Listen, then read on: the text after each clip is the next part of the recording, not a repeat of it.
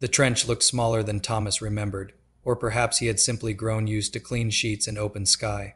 Private Thomas Hale adjusted the strap of his rifle as he followed the file of men down the communication trench.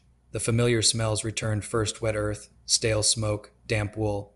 Then the sounds, the distant rumble of artillery, the scrape of boots on duckboards, the low murmur of tired voices. He climbed down into the front line trench, his boots hitting the muddy floor with a soft thud. Thomas? He turned just in time to be nearly knocked over. Davies grabbed him in a rough embrace, laughing. You ugly devil, you're still alive.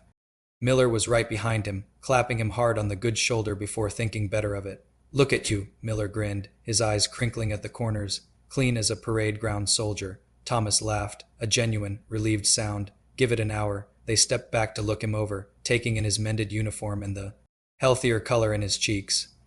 You look fit, Davies said approvingly. Almost healthy. Hospital food'll do that, Thomas replied, leaning his rifle against the trench wall. Miller narrowed his eyes, ever the skeptic. Where's the scar? Let's see the proof you weren't just off on holiday.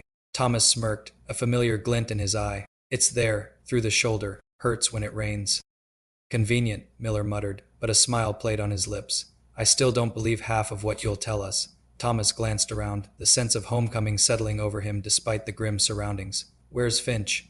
Meeting with the captain, Davies said, his voice low, probably arguing about sandbags or rations, the usual. Thomas nodded, then leaned back against the damp earth of the trench wall. The mud felt familiar beneath his boots, almost comforting. So, Miller said, folding his arms, how was life behind the lines? Tea and biscuits every afternoon. Thomas hesitated just long enough to make them curious. There was a nurse, he said casually. Davies raised an eyebrow. Miller snorted. Of course there was.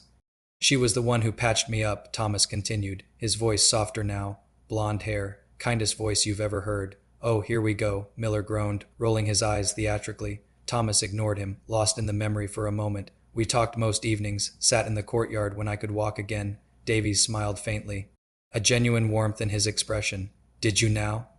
Miller shook his head, refusing to be convinced. I don't believe a word of it. You? Charming a nurse? Thomas placed a hand over his heart in mock offense. Wounded hero, very romantic. They all burst into laughter, the sound echoing down the narrow trench. A brief, bright moment of normalcy. Just then, a familiar figure approached Corporal Finch. He stopped in front of Thomas and studied him carefully, as if inspecting a rifle returned from repair. Then he reached out and gave him a firm pat on the back, careful of the wounded shoulder.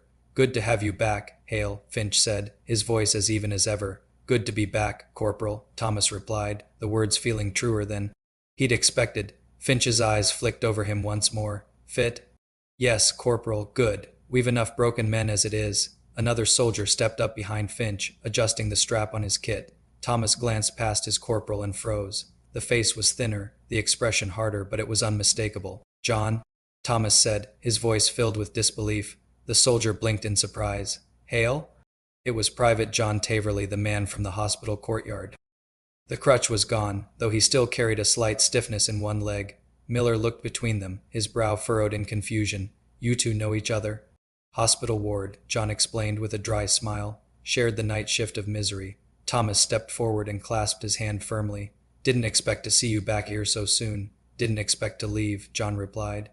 Figured I'd come see if France was finished with me yet. Finch gave a short nod of approval. Good.